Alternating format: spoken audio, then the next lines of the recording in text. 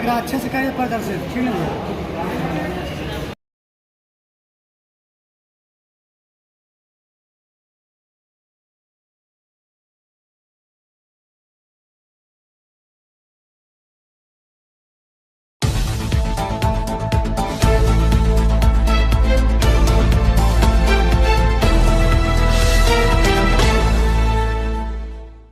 प्रतियोगी परीक्षाओं में पारदर्शिता को लेकर पटना के बाद नालंदा जिला में शुरू हुआ हस्ताक्षर अभियान शिक्षा सुधार एवं रोजगार अभियान।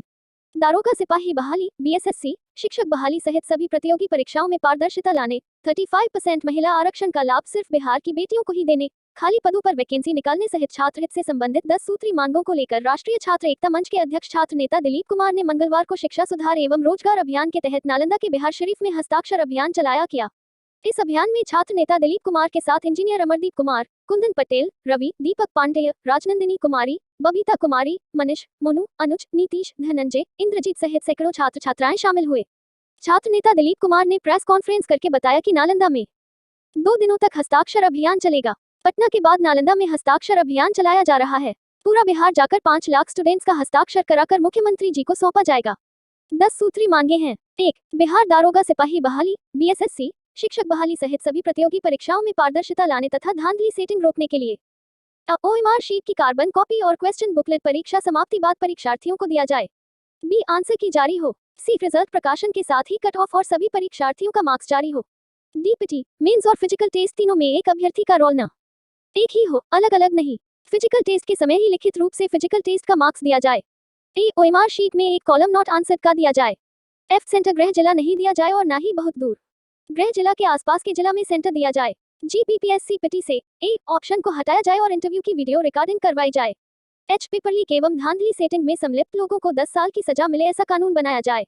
आई. बायोमेट्रिक हाजिरी परीक्षा के समय लिया जाए। 2. बीएसएससी द्वितीय इंटर स्तरीय लगभग 40,000 पद खाली, लाइब्रेरियन, अमीन, नर्स, डॉक्टर, इंजीनियर, कृषि विभाग से संबंधित एवं अन्य पदों सहित लगभग 6 लाख खाली सरकारी पदों पर वैकेंसी निकाली जाए। सिविल कोर्ट की बहाली को जल्द पूरा किया जाए। 2500 से अधिक दारोगा की वैकेंसी जल्द निकाली जाए। 3. प्रखंड शिक्षा पदाधिकारी बीओ की बहाली बीपीएससी से होनी चाहिए। 4. 35% महिला आरक्षण का लाभ सिर्फ बिहार की बेटियों को ही मिलना चाहिए क्योंकि किसी भी राज्य में आरक्षण का लाभ उस राज्य के मूल निवासी को ही मिलता है। 5. सभी भर्ती आयोगों का वार्षिक कैलेंडर जारी हो तथा सभी बहाली में फाइनल रिजल्ट के साथ वेटिंग लिस्ट भी जारी हो। बहाली के लिए फॉर्म भरने का शुल्क 300-350 रुपए ही रहना चाहिए। 6. सभी बहाली स्थायी हो, कॉन्ट्रैक्ट अनुबंध ठेके पर बहाली बंद हो। 7. असिस्टेंट प्रोफेसर की बहाली प्रतियोगी परीक्षा के आधार पर बीपीएससी से होनी चाहिए। शिक्षकों एवं प्रोफेसरों की बहाली हर साल हो। स्कूलों, कॉलेजों एवं यूनिवर्सिटीज में गुणवत्तापूर्ण शिक्षा की व्यवस्था हो। बीएड की फीस में कमी की जाए। 8. यूनिवर्सिटीज में ग्रेजुएशन एवं पीजी का सत्र नियमित हो तथा लेट लतीफी बंद हो। ग्रुप सी और ग्रुप डी के खाली पदों पर वैकेंसी निकाली जाए। 9. बेरोजगारी दूर करने तथा पलायन रोकने के लिए बिहार में फैक्ट्रियां लगाई जाए, यह मांग बिहार सरकार और केंद्र सरकार दोनों से है। 10. रेलवे के खाली पदों पर नई वैकेंसी जल्द निकाली जाए। यूपीएससी सिविल सेवा परीक्षा में हिंदी मीडियम वालों के साथ भेदभाव बंद हो, यह मांग केंद्र सरकार से है। छात्र नेता दिलीप कुमार ने बताया कि अगर मांगे नहीं मानी गई तो पटना में आमरण अनशन किया जाएगा। बिहार शरीफ में इस कार्यक्रम के संयोजक इंजीनियर अमरदीप कुमार रहे। ये सरकारी नौकरी के लिए दरोगा हो, सिपाही हो, बीएसएससी के द्वारा सचिवालय सहायक या और भी कोई वैकेंसी, बीपीएससी या शिक्षक बहाली, जो भी प्रतियोगी परीक्षा होती है सरकारी नौकरी के लिए, तो उनमें एक सबसे बड़ी समस्या आ रही है पिछले 8-10 साल से, पेपर लीक की समस्या, धांधली सेटिंग की समस्या, और इसी के खिलाफ हम लोग मुहिम चला रहे हैं। शिक्षा सुधार एवं रोजगार अभियान के तहत हस्ताक्षर अभियान 23 जुलाई 2023 को पटना से शुरू किए गांधी मैदान से, और अभी बिहार शरीफ में आज 1 अगस्त और 2 अगस्त को चलेगा। आज से शुरुआत की है 1 अगस्त को, और आज प्रेस कॉन्फ्रेंस भी हो रहा है इसी मुद्दे पे। 10 सूत्री हमारा डिमांड है छात्र हित से संबंधित। उन डिमांड को मैं पहले बता दूं, उसके बाद और भी बात हम करेंगे। सबसे पहला हमारा जो डिमांड है, मांग है बिहार सरकार से कि बिहार दरोगा सिपाही, बीएसएससी सचिवालय सहायक या बीएसएससी हो या दरोगा बहाली हो या फिर शिक्षक वाली कोई भी बहाली हो, सभी प्रतियोगी परीक्षाओं में ओएमआर शीट की कार्बन कॉपी और क्वेश्चन बुकलेट परीक्षा समाप्ति के बाद परीक्षार्थियों को मिलना चाहिए। उसके बाद आंसर की जारी होना चाहिए। जब रिजल्ट प्रकाशित हो तो कट ऑफ सभी का मार्क्स जारी होना चाहिए। अभी बीपीएससी को छोड़ दिया जाए, बिहार लोक सेवा आयोग को, उसको अगर छोड़ दे तो बाकी जितने भी भर्ती आयोग है, चाहे दरोगा बहाली का हो, सिपाही का हो या बीएसएससी का हो, क्लर्क का कोई एग्जाम हो, उसमें ना तो क्वेश्चन दिया जाता है, ना आंसर बताया जाता है, ना कट ऑफ, ना ही किसी का मार्क्स बताया जाता है। तो हम सरकार से ये सवाल कर रहे हैं कि जब चुनाव होता है, चाहे विधानसभा हो, लोकसभा हो या पंचायत चुनाव हो, तो जितने भी उम्मीदवार खड़े होते हैं सबको बताया जाता है कि किनको कितना वोट आया, चाहे वो जीते या हारे। लेकिन जब हम परीक्षार्थी परीक्षा देते हैं तो हमें हमारा मार्क्स क्यों नहीं बताया जाता है? ये तो जानने का हमारा हक है, ये जानने का हमारा हक है। हमको जानकारी होना चाहिए कि किसको कितना मार्क्स है, किस क्वेश्चन का कितना आंसर, किस क्वेश्चन का क्या आंसर आयोग ने सही माना। एक एक क्वेश्चन का अगर गलत आंसर दे दिया गया जान के तो हजारों अभ्यर्थी बाहर हो जाते हैं। मैं खुद उसका भुक्तभोगी हूँ। वीर कुंवर सिंह 1857 की क्रांति में कहाँ शामिल हुए आंदोलन में, सभी लोग जानते हैं। आ रहा दुनिया के हर किताब में मिलेगा आ रहा, लेकिन 64वीं बीपीएससी में दिया गया कि पटना में शामिल हुए और उसके चलते हजारों अभ्यर्थी पीटी में ही बाहर हो गए और जो पैसा दिया उसका बहाली हो गया। 64वीं बीपीएससी में अभी भी बहुत सारे लोग फर्जी बहाल हुए और उसी बीपीएससी के द्वारा जो बहाल हुए वही लोग पिछले साल 67वीं बीपीएससी में जब पेपर लीक हमने उजागर किया उसमें बहुत सारे लोग पकड़े गए जो 64वीं बीपीएससी में चयनित हुए थे। बीएसएससी पेपर लीक हुआ, उसको हमने उजागर किया पटना में, बीपीएससी पेपर लीक उजागर किया और अभी ओएमआर सीट की रंगाई होती है। ये पेन आप लोग देख रहे होंगे, ये पेन है, देख सकते हैं। इसकी खासियत है, आप लोग के सामने हम दिखाएंगे खासियत। देखिए इससे गोला रंग दीजिए, अब दिखाइए, गोला रंगा गया और इधर से मिटाने वाला भी है। इसको मिटा दिया जाएगा बाद में इसको मिटा दिया जाएगा। देखिए ये तो हम जल्दी जल्दी मिटा रहे हैं ना, वो तो आराम से मिटाएगा। मिटा दिया फिर बाद में जो सही गोला होगा उसको रंग दिया जाता है। ये धंधा चल रहा है, ये बिजनेस चल रहा है बिहार के प्रतियोगी परीक्षा में। जब इस चीज़ की बात हमने किया, मुद्दा उठाया, तो बीएसएससी सीजीएल 3 में आयोग ने एक चीज़ किया कि पेन अभ्यर्थियों को नहीं लाना था। पेन आयोग ने खुद दिया था एग्जाम सेंटर पर, इसके लिए हम धन्यवाद देते हैं बीएसएससी को। तो यही चीज़ हर बहाली में होना चाहिए कि पेन आयोग की तरफ से दिया जाना चाहिए और ओएमआर सीट में एक कॉलम और होना चाहिए सभी क्वेश्चन आंसर के सामने कि नॉट आंसर्ड का, कि कोई अभ्यर्थी अगर किसी क्वेश्चन का आंसर नहीं देना चाहता है तो नॉट आंसर्ड वाले गोला को रंगे, क्योंकि बाद में ओएमआर सीट की रंगाई वाली बात सामने आ रही है। दरोगा बहाली में पिछले 7-8 साल में जो बहाली हुई है, अधिकतर लोग फर्जी बहाल हुए। अभी एक हस्बैंड ने कंप्लेन किया है कि उसकी पत्नी ने 20 लाख रुपया लिया, 10 लाख रुपया अपने लिए, 10 लाख अपने बॉयफ्रेंड के लिए और एक सेटर को दिया और 1717 दरोगा बहाली जो हुई थी उसमें उन लोग दोनों ने सेटिंग करा लिया। 2019 में उसकी नियुक्ति हुई। मुजफ्फरपुर की ये घटना है, यानी कि सेटिंग का धंधा चल रहा है। इसके हम लोग मांग कर रहे हैं सरकार से कि आप धांधली सेटिंग रोकिए, पेपर लीक रोकिए और इसके लिए जरूरी है कि पारदर्शिता लाइए। फिजिकल, पीटी, मेंस सबका रोल नंबर 1 होना चाहिए एक अभ्यर्थी का।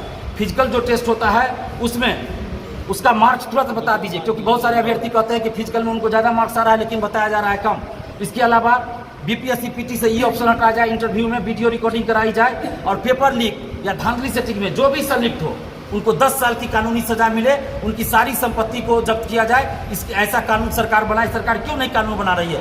बीएसएससी द्वितीय इंटर स्तरीय 2014 में प्रथम इंटर स्तरीय बहाली आई थी और उसमें कई बार हम लोग आंदोलन किए, जेल तक जाना पड़ा, हमें लाठियां खानी पड़ी, तब जाके वो बहाली पिछले साल पूरी हुई। लेकिन अभी भी 13,120 पदों पे बहाली पूरी नहीं हुई। 1778 अभ्यर्थी को काउंसलिंग कराने के बाद उनको नौकरी से बाहर कर दिया गया। 1757 सीट खाली रह गया उस बहाली में प्रथम इंटर स्तरीय में और 1778 अभ्यर्थियों को बाहर कर दिया गया काउंसलिंग कराने के बाद। पीटी पास है, मेंस पास है, उसके बाद काउंसलिंग कराने के बाद उनको बाहर कर दिया गया। तो क्यों नहीं बिहार सरकार जो बोल रही है कि हम नौकरी दे रहे हैं, 10 लाख नौकरी देंगे, तो जो 1778 अभ्यर्थी को आपने बाहर कर दिया नौकरी से, उनकी क्या गलती थी? 8 साल से वो लोग वैकेंसी में लगे हुए थे, वो लोग पीटी पास है, मेंस पास है, फिर उनको बाहर क्यों नहीं उनको उस बहाली में नौकरी दे सकते हैं? आप सबकी 1757 सीट खाली है तो 1778 अभ्यर्थियों को उस बहाली में नौकरी दिया जाए और द्वितीय इंटर स्तरीय 40,000 सीट खाली, उस पर वैकेंसी निकाली जाए। दरोगा का 2500 से अधिक सीटों पर वैकेंसी निकाली जाए और प्रखंड शिक्षा पदाधिकारी बीईओ, पता नहीं आप लोग भी नहीं देखे होगा कब इसकी बहाली हुई होगी। प्रखंड शिक्षा पदाधिकारी हम तो अपने में नहीं देखे हैं। अब जब से हम पढ़ाई लिखाई करना शुरू किए, बचपन की बात बता रहे हैं, हमने देखे कि प्रखंड शिक्षा पदाधिकारी की कोई वैकेंसी निकली हो। मनोनयन किया जाता है, एक बीईओ को, प्रखंड शिक्षा पदाधिकारी को 3-3 जगह 2-2 जगह कार्यभार दिया जाता है। तो क्या ऐसे दे दिया जाता है? पैसा का खेल चलता है ट्रांसफर पोस्टिंग में। इसलिए हम मांग कर रहे हैं कि प्रखंड शिक्षा पदाधिकारी की बहाली बीपीएससी के थ्रू प्रतियोगी परीक्षा के आधार पे हो, क्योंकि यह बहुत आवश्यक है। 35% महिला आरक्षण जो बिहार से बाहर की महिला को भी जनरल कैटेगरी में बिहार सरकार दे रही है।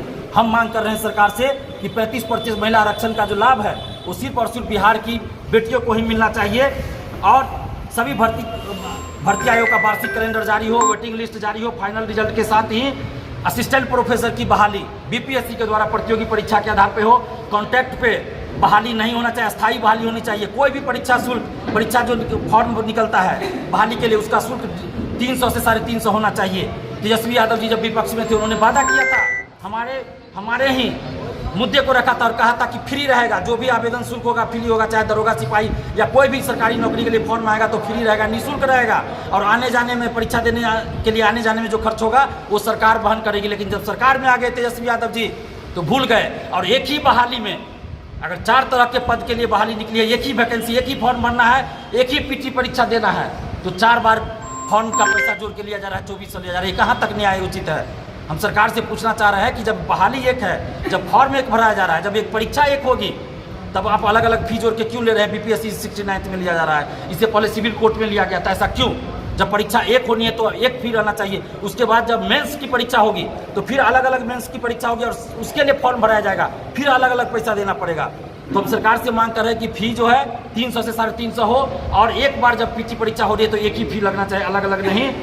बीएड की फीस में कमी होनी चाहिए। आखिर क्या वजह है कि बीएड की फीस दिनों दिन बढ़ रही है? बीएड कॉलेज किनका है?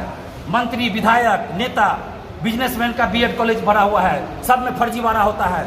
कौन बीएड कॉलेज है बिहार में जहाँ की नियमित शिक्षक की बहाली हुई है? बहुत कम होगा या नहीं भी होगा।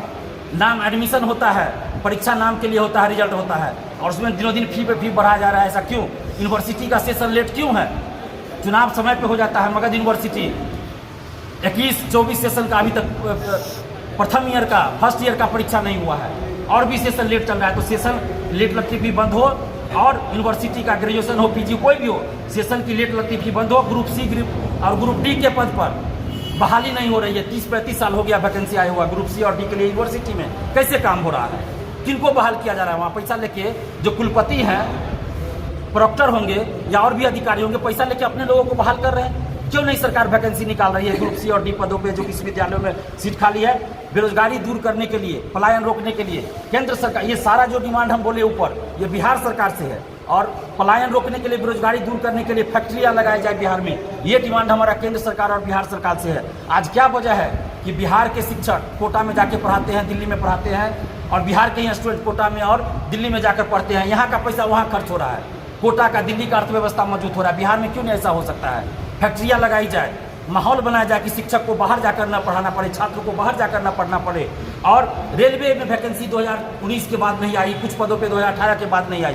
तो हम केंद्र सरकार से मांग कर रहे हैं, हम नरेंद्र मोदी जी से मांग कर रहे हैं कि रेलवे के खाली सभी पदों पे वैकेंसी निकाली जाए, अन्य भी जो डिपार्टमेंट में खाली पद है उन पे वैकेंसी निकाली जाए। नालंदा जो ज्ञान की भूमि है, पूरे दुनिया के लोग यहाँ आकर पढ़ाई करते थे। आज हम भी गौरवान्वित महसूस करते हैं, कहीं भी जाते हैं तो बिहार की पहचान कहते हैं नालंदा से होती है, ज्ञान की भूमि। लेकिन आज क्या वजह है कि उस नालंदा में बिहार का स्तर क्यों नीचे चला गया? शिक्षा का स्तर क्यों नीचे चला गया? क्यों यूनिवर्सिटी का सेशन लेट चल रहा है? सरकार क्यों नहीं इस पर ध्यान दे रही है? हम वही चीज़ करना चाहते हैं, नालंदा और बिहार का वो प्राचीन कालीन लॉज जाकर लाइब्रेरी फील्ड जहाँ भी मिलता है, हम लोग इस तरह से हस्ताक्षर करा रहे हैं, लड़की का अलग, लड़का का अलग। और 5 लाख जब हस्ताक्षर हो जाएगा पूरे बिहार से तो मुख्यमंत्री जी को सौंपेंगे, और मुख्यमंत्री जी अगर इन 10 सूत्री मांगों में से जो 8 सूत्री मांग है, जो 8 को मांग बिहार सरकार से है, इन मांगों को नहीं मानेगी सरकार, बिहार सरकार नहीं मानेगी, तो फिर हम दिलीप कुमार आप लोगों से वादा करता है कि आमरण अनशन पे बैठेंगे, और जिन छात्र छात्राओं को, बुद्धिजीवियों को, समाज सेवियों को हमारा साथ देना होगा वो लोग वहाँ आएंगे। बाकी हम आमरण अनशन पे बैठेंगे। हमारा लक्ष्य है कि 2.5 से 3 महीना में हम पूरे बिहार में 5 लाख हस्ताक्षर करवा लें। और ये जो भी डिमांड है ये छात्र हित से संबंधित है। आखिर आज कैसे हो रहा है कि आरओ पकड़ा गया, राजस्व अधिकारी पकड़ा गया बीपीएससी पेपर लीक में, डीएसपी तक पकड़ा गया पेपर लीक में, और सबको बेल मिल जाता है, सब ज्वाइन कर लेता है नौकरी फिर से? क्यों ऐसा होता है? तो बिहार सरकार ऐसा कानून बनाए कि जो नौकरी में है उसका नौकरी से बर्खास्तगी हो सबसे पहले, और उसका दोबारा नहीं हुआ 10 साल की सजा हो। शिक्षा माफियाओं को बिहार में राजनीतिक संरक्षण प्राप्त है, सरकारी संरक्षण प्राप्त है, राजनेताओं का संरक्षण प्राप्त। इसमें कमो बेश सभी पार्टी के नेता संरक्षण दे रहे हैं और शामिल है। इसलिए कोई भी पार्टी सरकार में हो, शिक्षा माफियाओं पे जितनी कार्रवाई होनी चाहिए नहीं होती है। आज जहां भी लोग बाहर पकड़े जाते हैं सेटिंग में, पेपर लीक में, उसमें बिहार का नाम आ जाता है कि कोई ना कोई बिहार का पकड़ा जाता है। ये हम लोगों के लिए शर्मिंदगी की बात है। हम लोग चाहते हैं कि ऐसा ना हो, इसलिए बिहार सरकार कानून बनाए कि शिक्षा माफियाओं पर सख्त कानूनी कार्रवाई की जाए। धन्यवाद आप सबको, मीडिया बंधुओं को, तमाम छात्र छात्राओं को यहाँ आने के लिए बहुत बहुत धन्यवाद।